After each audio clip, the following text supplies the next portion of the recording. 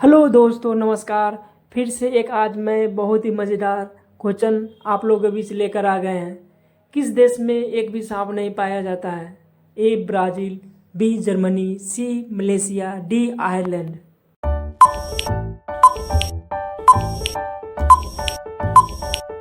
इसका right answer है D Ireland. दोस्तों, मेरा कैसा वीडियो लगा आप लोग कमेंट में बताएं। मिलते हैं नेक्स्ट वीडियो में। जय हिंद।